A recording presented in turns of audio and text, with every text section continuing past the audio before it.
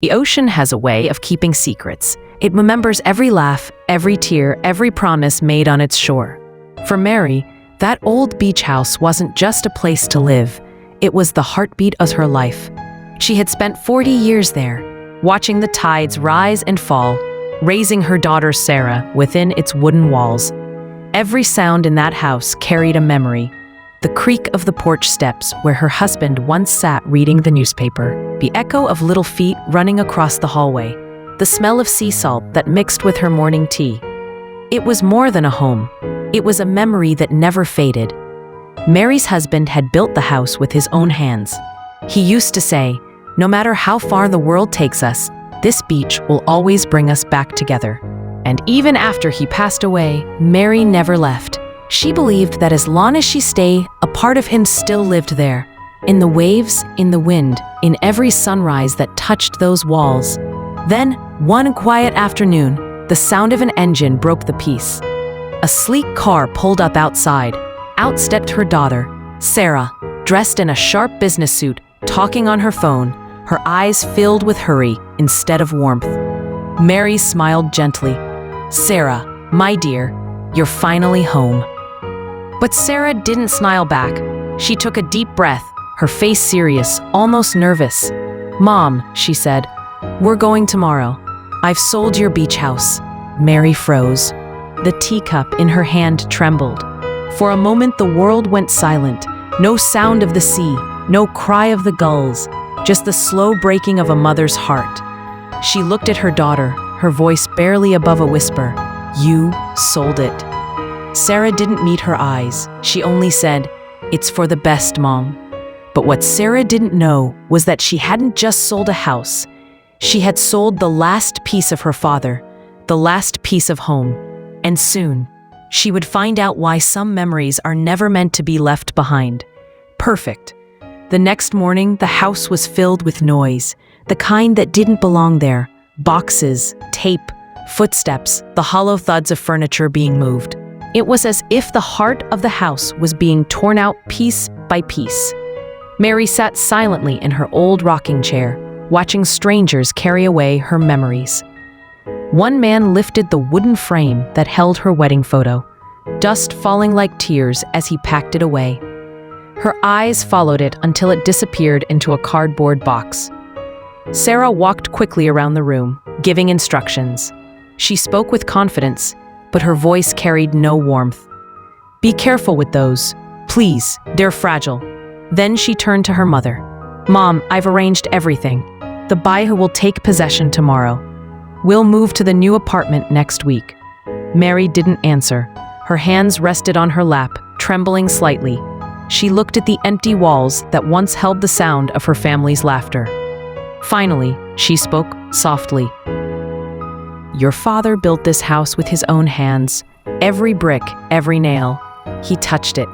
He promised me we'd never leave." Sarah sighed. "Mom, please. That was a long time ago. The house is old. It's not safe anymore. I can't let you live here alone." But Mary's eyes stayed fixed on the sea through the window.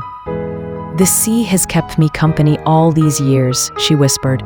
"It never hurt me. It never left." Sarah frowned, frustrated. "You're not listening. I'm doing this for you."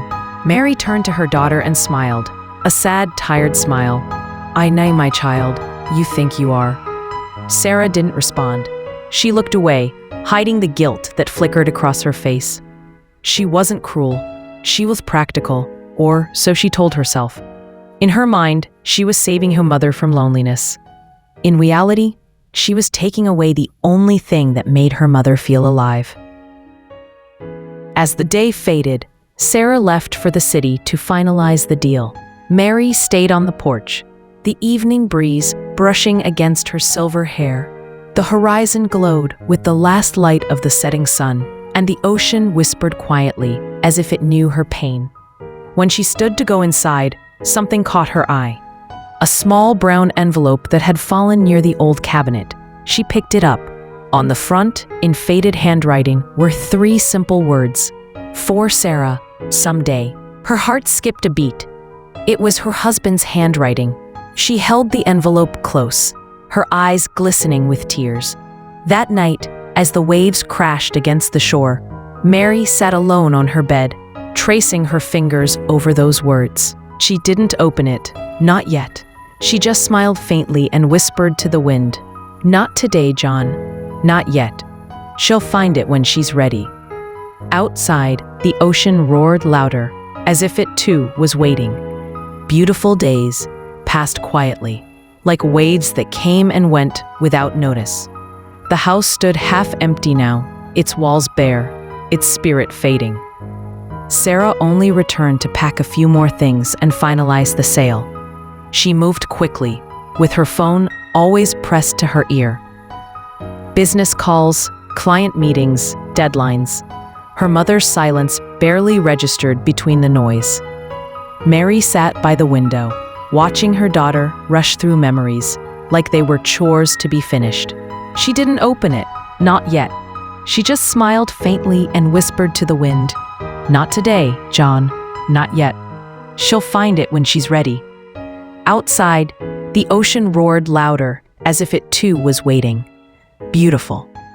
Days passed quietly, like waves that came and went without notice. The house stood half empty now, its walls bare, its spirit fading. Sarah only returned to pack a few more things and finalize the sale. She moved quickly, with her phone always pressed to her ear. Business calls, client meetings, deadlines. Her mother's silence barely registered between the noise. Mary sat by the window, watching her daughter rush through memories like they were chores to be finished. The wind carried the sulky scent of the sea into the room, stirring old curtains that had once danced to the sound of laughter. Finally, Mary spoke.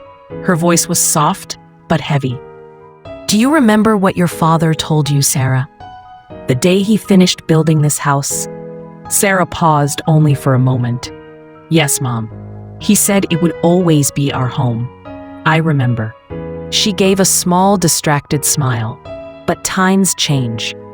Mary nodded slowly. "Times change.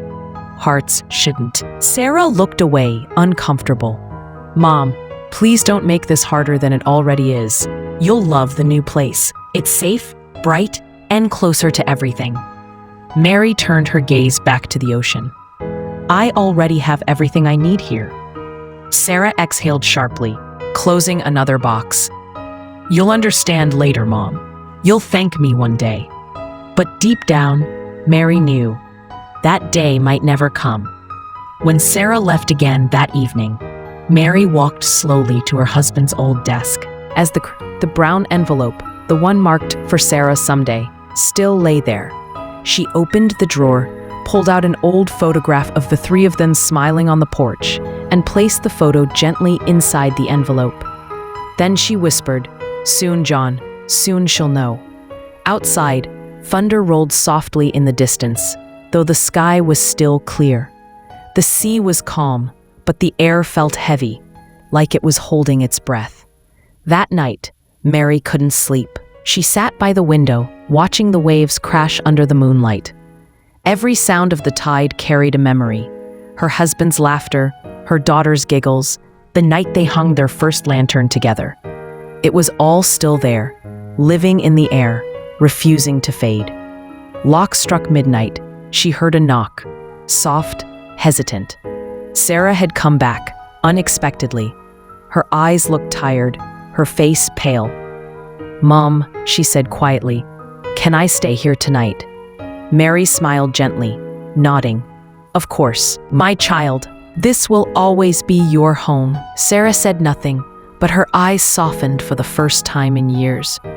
She sat beside her mother, the two of them staring out at the sea, a daughter who had forgotten, and a mother who was still waiting for her to remember. Neither of them spoke another word. But in that silence, the waves carried something unspoken, a promise that was not yet broken, but was dangerously close to being lost forever. Beautiful. The next morning, the sky was heavy with clouds. The smell of rain lingered in the air, and the ocean seemed restless, as if it knew something was about to change. Mary wore early, her hands trembling slightly, as she poured tea into 2 cups. Sarah joined her on the porch, still half asleep, her phone buzzing with unread messages. "Tea?" Mary offered. Sarah nodded without looking up, eyes fixed on her phone. The silence between them was gentle, but it carried the weight of everything left unsaid. Finally, Mary spoke softly. "Flick, Sarah, do you ever miss your father?" Sarah froze for a moment. She swallowed hard, lowering her phone. "Of course I do, Mom. But it's been years. I've learned to move on." Mary smiled faintly. Moving on doesn't mean forgetting. Sarah looked away, pretending not to hear. She didn't want to talk about the past, not when her future demanded every second of her attention. When the first drops of rain began to fall, Sarah stood up. "I'll be back tonight, Mom. I need to meet the buyer." "It's almost done." Mary simply nodded. "Take care, my dear." After Sarah left, Mary walked back inside the house, her eyes drifting to the brown envelope once more. She opened a drawer and took out a small wooden box, carved with initials, J&M. Inside it were old photos, her wedding ring, and a folded letter in her husband's handwriting. Her hands shook as she opened it. The ink had faded, but the words were still clear. "If one day our daughter forgets what home means, this house will remind her. Keep it safe, my love. It will lead her back to us." A tear rolled down Mary's cheek as she whispered, "I kept my promise, John, but she's slipping away." Outside, thunder rumbled again, louder this time. The waves crashed against the rocks, fierce and untamed. The sea was waking up. That night, Sarah returned later than expected, drenched from the rain. Her phone battery had died, her hair was soaked, and she looked exhausted. "Mom," she called softly as she stepped inside, but the house was quiet. She walked from room to room until she found her mother asleep in the old armchair, a blanket around her shoulders, the brown envelope resting on her lap. Sarah smiled gently, picking it up to place it on the table. But as she turned it over, her eyes caught the... She froze. For Sarah, someday, it was her father's writing. Her fingers trembled as she brushed the surface, her throat tightening. She sat down, staring at the envelope for a long time. Finally, she whispered, "Why did you keep this, Mom?" She didn't open it, not yet. Something deep inside her told her that it wasn't time. Instead, she looked out the window. The rain had stopped, and the moonlight shimmered over the waves. The sea looked calm again, as if it had been listening all along. And for the first time in years, Sarah didn't check her phone. She simply sat beside her sleeping mother and let the sound of the waves fill the silence, the same sound that had once rocked her to sleep as a child. Somewhere between the whisper of the tide and the rhythm of her mother's breathing, Sarah felt something she hadn't felt in years: handwriting. Beautiful morning came slowly. The storm had passed, but the air was still heavy, thick with the smell of salt and memory. Sarah woke before her mother. The envelope lay on the table beside her, its corners worn, its seal fragile with age. She stared at it for a long time, the world around her perfectly still. It was strange. She had seen her father's handwriting in photos, on old books, on the back of family pictures, but this was different. This felt alive, as if his words were waiting all these years for her to finally come home. She hesitated, then carefully broke the seal. Inside was a folded letter, yellowed by time. Her hands shook as she unfolded it. Her father's voice seemed to echo through every word. "My dearest Sarah, if you're reading this, it means your mother kept her promise. You see, this house is more than walls and wood. It is a promise, a piece of our hearts built to protect you. Every sunset that touches this porch, every wave that kisses the shore, carries our love for you. Never sell this house, my little girl, because once it leaves our hands, the sea will come to claim what's rightfully hers." Sarah's eyes filled with tears. She whispered softly, "The sea will come to claim it?" She didn't understand. At that moment, her mother stirred awake. "Mom," Sarah's voice cracked as she held out the letter. "Why didn't you tell me?" Mary smiled weakly, her eyes glistening. "I wanted you to find it yourself," she said. "Your father believed the house had a soul. He said as long as our family loved it, it would stand. But if it was ever sold for money, it would crumble like sand." Sarah's breath trembled. "Mom, it's just a story, isn't it?" Mary looked out the window. The sky had darkened again. The wind was picking up. "No, my dear, it's a promise. And promises have a way of keeping themselves." Sarah's phone buzzed on the table, a message from the buyer. "Deal confirmed. Payment sent."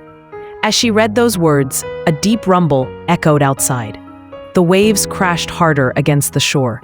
Rain began to fall again, sudden, wild, uninvited. Sarah rushed to the window, her heart pounding. The sea looked angry, rising higher with every wave. Lightning flashed, illuminating the house in pale blue light. "Mom, we need to leave," she shouted. But Mary stayed seated, calm and steady, her eyes filled with something deeper than fear, understanding. "The sea always takes back what's hers," she whispered. A loud crack split the night, the sound of wood breaking. Water surged through the sand, racing toward the porch. Sarah grabbed her mother's hand, pulling her toward the door, but Mary stopped her. "Take the letter," she said. "Take it and remember us." They ran through the rain, hearts pounding, as the wind howled behind them. The house groaned, every beam and wall crying out like a living soul. By the time they reached the road, lightning struck the roof. The sound echoed across the beach like a scream. Sarah turned back. The beach house was collapsing, piece by piece, swallowed by the roaring sea. She fell to her knees, tears mixing with the rain. Her mother held her close, whispering, "It wasn't the house that fell, my child. It was the promise that was broken." The ocean roared louder, waves crashing over the remains, and in that stormy darkness, the house was gone, as if it had never existed at all. The storm ended at dawn. The sky was pale and soft, washed clean by the night's tears. The sea was calm again, too calm, as if it had taken what it came for and now rested in silence. Sarah stood by the empty shore, the wind cold against her face. The house was gone. All that remained was the foundation, scarred wood, and fragments of the life she had taken for granted. Her mother sat beside her on a driftwood log, wrapped in a blanket. Neither spoke for a long time.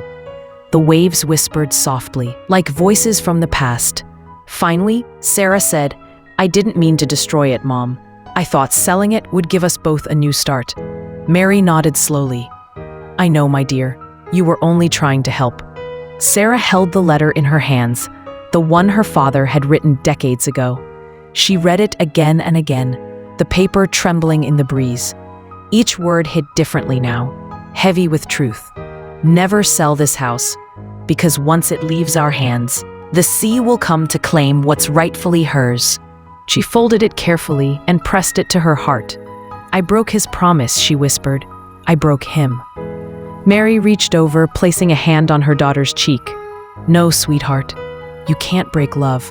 You only forget it sometimes, but love always finds its way back." Sarah's eyes filled again. "But how do I fix this?" "By remembering," her mother said softly. "By building again, not a house, but a home." Those words settled deep inside Sarah's soul, and for the first time, she understood. The beach house was never about the wood or the view or the money. It was about connection, to her parents, to her past, to herself. Weeks later, the sky over the beach cleared completely. Sarah came back, alone this time, carrying a small wooden box. Inside were the ashes of what remained of the old home, pieces of wood, sand, and one surviving photograph. She knelt by the shore, dug a small hole, and buried the box in the sand. Then she placed a single seashell on top, the same one she had collected with her father when she was 6. The wind blew softly through her hair, as if the ocean itself sighed in peace. She whispered, "I'm sorry, Dad, I remember now." And then, as if in answer, the tide came in gently, touching the shell once before receding again. It felt like forgiveness. Sarah smiled through her tears. She turned to leave, the morning sun painting gold across the waves. Behind her, the ocean whispered one last time, not in anger this time, but in gratitude. The beach was empty now, but in her heart, the house still stood, stronger than ever.